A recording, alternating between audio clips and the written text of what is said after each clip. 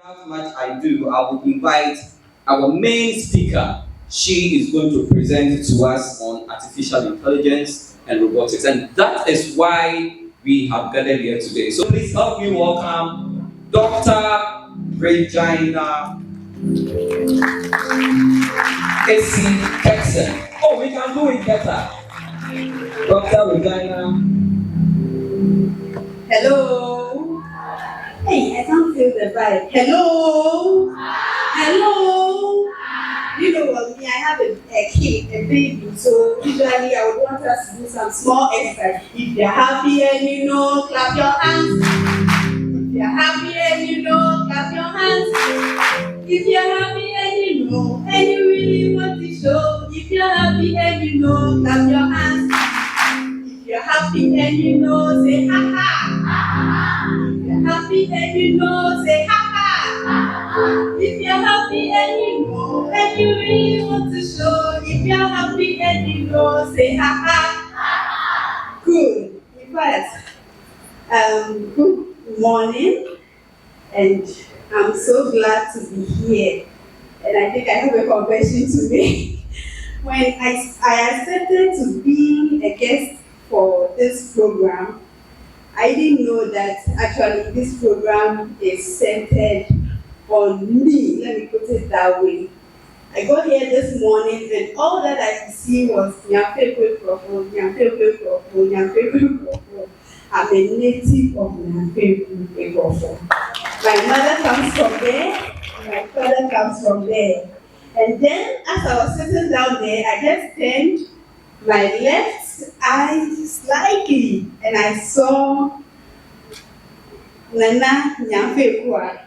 She's from my mother's, should I say, my mother's home. So she's from my home. The grandmother of Nyamfe Kwa is from my home. Nana, you're prodigal. So I think I have this confession to make, and I'm so glad I accepted this invitation to be part of this program. So without wasting much time, I'll go straight to whatever I have to do, and then when I'm done and there is more time, I'll share a little story with you on how I got to this stage of my life. I know Nana knows a lot about me. Yes, so I'm here to talk to you about artificial intelligence and robotics shaping the future. I believe a lot of us, if not all of us, most of us have heard of AI, and everywhere we pass there's AI. What is this AI syndrome? What is this AI? Is it a human being? Yes, so I'm here to explain or to make it a little clearer or to entice and empower young ladies as they are sitting there, and then to challenge you to take up opportunities when it comes to STEM, and then when it comes to computer science, when it comes to AI. Great. Yeah, so I'll be talking about AI, robotics, and then the application, the benefits, challenges, and then the future scope of AI and robots. So basically, when we talk of artificial intelligence, it's the ability for a computer to think, learn, and simulate human mental processing. So it's all about getting a computer to behave as human beings. So if human beings are able to sit, we want to get the machine to be able to sit. We just want to incorporate intelligence into machines so that whatever tasks that human beings are performing, the computer or the robot or the machine should be able to perform similar tasks. So basically, that is something brief about AI. So when we talk of AI, we have our machine and we have our intelligence. So usually when we talk of intelligence, it has something to do with our brain, because we use our brain to do all the thinking, the brainstorming, whatever. Yes, so when you're able to, let me say, put your brain in a machine, then it is artificial intelligence. So when we talk of artificial intelligence, it's usually talks about the ability to solve problems, ability to act rationally, and then ability to act like a human being. So to talk about being a rational human being is a person who is able to act based on the circumstance around him or her. I believe this room is very, very, should I say hot or warm? So a lot of people are fanning themselves. Why? Because you are feeling so hot. So you are being rational about your environment.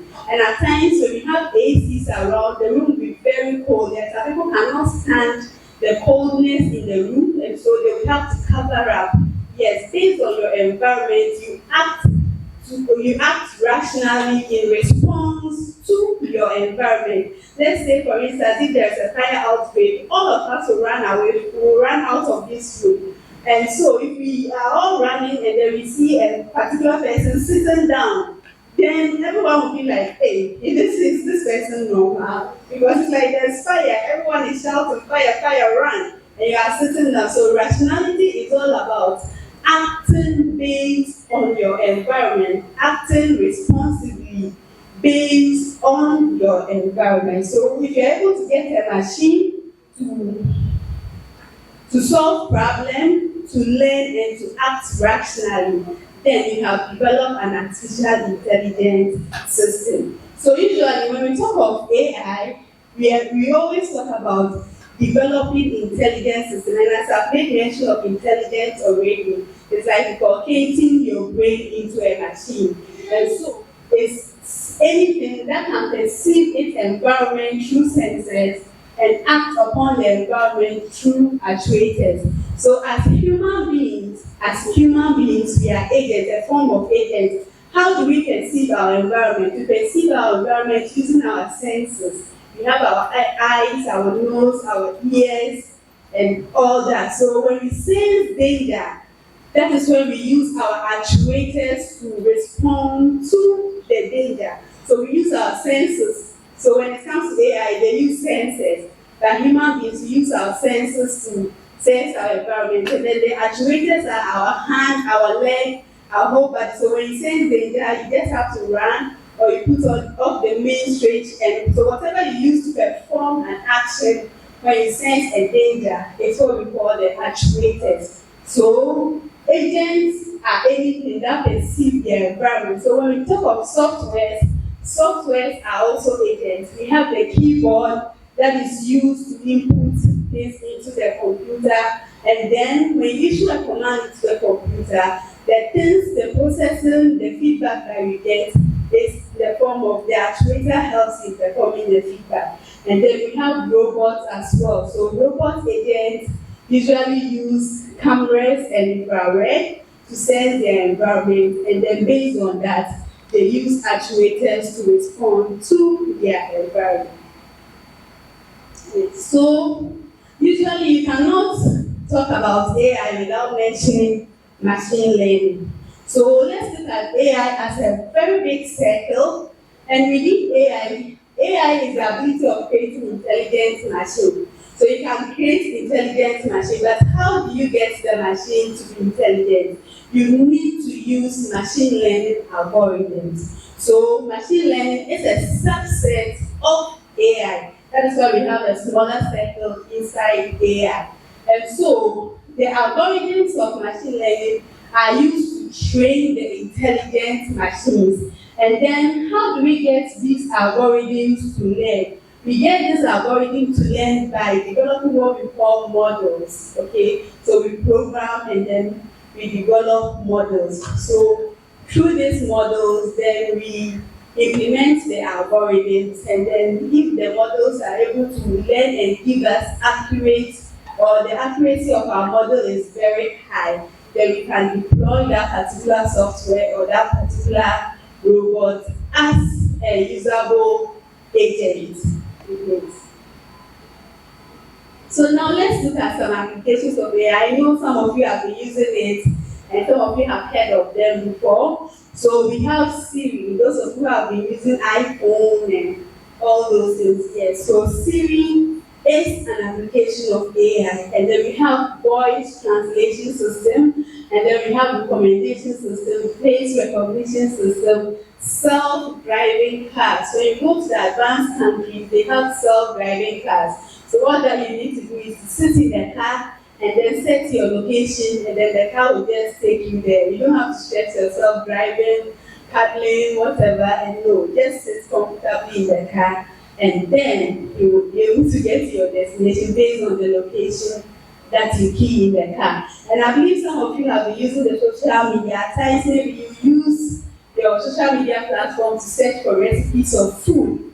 But there are times that you've not even searched for food, and then you will see a lot of recipes coming on your screen. Yes, it's because of the AI inbuilt in there. So the AI is able to trace the pattern of activities on your system or on your machine or your computer, and based on that, it makes recommendation. So if I always look for sweet jelly, then you can see that I'll get other people who also practice other recipes based on the recommendation from the social media platform. So these are examples, and of course we can't talk of AI without talking about agri. AI is usually or is making a lot of impact in the agri sector. AI is being used to detect pests and insects on crops. It's used for weed control, and then it's used for growing, for weeding. So there are lots of machines that have been developed to assist farmers in their activities. And then when you go to the health sector too, AI is actually giving a lot of benefits over there for diagnosis of diseases. Some robots are being used to perform surgery on and on. And then we have these apps which also use AI, which I know the icons are very familiar as students. Yes, some of you, all of you have been using WhatsApp, WeChat, and a whole lot of them. Okay, so now let's look at robots. So an active artificial agent, now we know what an agent is. An agent perceives its environment and then acts based on the environment. So now we've gotten to know that a robot is an agent. And anytime we talk of an intelligent agent, then we are talking of AI. So an agent or an active artificial agent whose environment is the physical world. An active artificial agent. So usually, when we talk of the robot, it's an artificial agent, but it usually uses the physical world, or it identifies a problem in the physical world and then try to solve that problem. So the only thing about robots is that when you look at this Venn diagram here, robot has a set in the AI circle, but there is an additional outside or additional space outside the AI circle. That is the physical component of the robot. So whenever you decide to come up with a robot, you need to add hardware devices, you need to add hardware components, so that based on the AI software or the AI agent or system that you come up with, the addition of this hardware components will enable the AI and the robots to be able to perform in his or her environment. So, if I want to develop a robot that works at the automobile industry, that is where they assemble cars and stuff, then it means that I would have to get a robot that usually have a hand, or that has a handle or something that can hold something for assembling. So the purpose of your robot will determine the components that you have to add to the robot agent. So if you want to come up with a human being robot, then of course your robot should have a hand, a leg. So you look at the features of human beings, and then you incorporate that into your robot. If you want your robot to be able to carry stuff, then of course it should have a cargo, whatever, truck, the back of the truck that can carry things. So the purpose of your robot will determine the parts that you have to include in developing your robot. So basically, when we talk of AI, robot forms part of AI because a robot is an intelligent agent. And so we have various categories of AI robots. Sorry, so we have the preset robot. So with this kind of robot, they are pre-programmed to perform tasks. So if, for example, they are supposed to be putting things in a box, that is what they do. They be pre-programmed. So immediately you turn on that particular robot, all that it does is to pack things into a box. They've been pre-programmed already.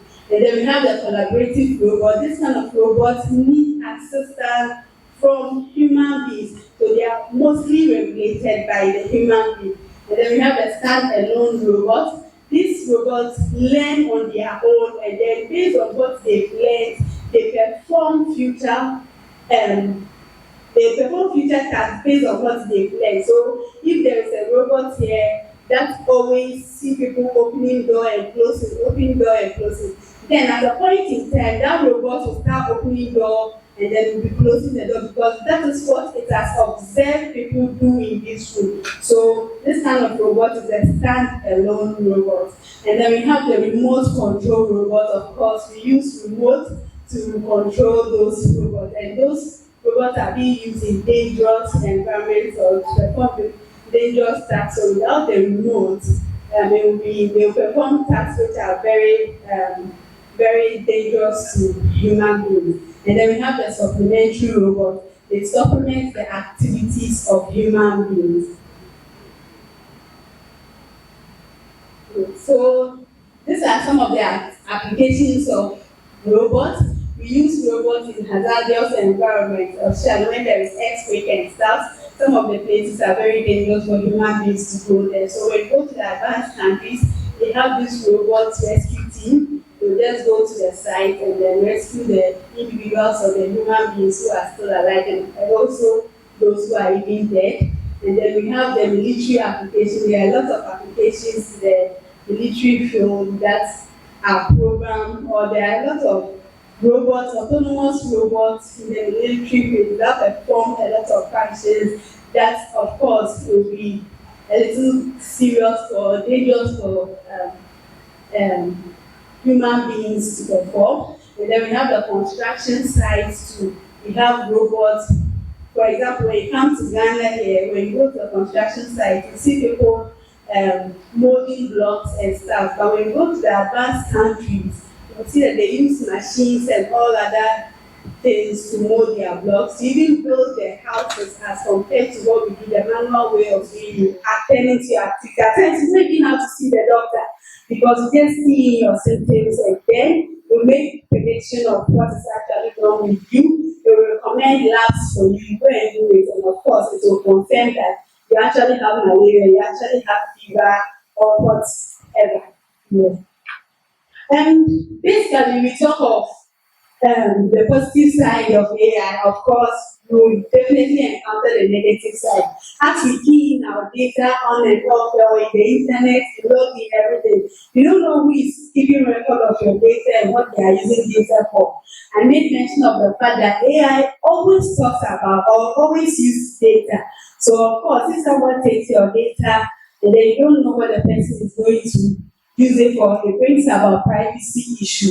So at a point in time in this life, there will be a lot of issues when it comes to data privacy because AI is always making use of data. And of course, people will lose their jobs because lots of jobs will be automated. And then we have the human bias that I talk of. And people will ask AI to help us, and people will definitely use it for their bad motives, like developing weapons and stuff for it. But aside that, I think when we're able to automate activities, when we're able to get machines to do things on our behalf, to make work less stressful, to make human life less stressful, I believe it will be a comfortable place to live, or the world will be a comfortable place to live, and then most of the world challenges that we are having now, the climate change issue and all other things will be solved with the use of AI. Thank you. Thank you very much. Doctor, we can, oh please, we can do better than that. That was a very powerful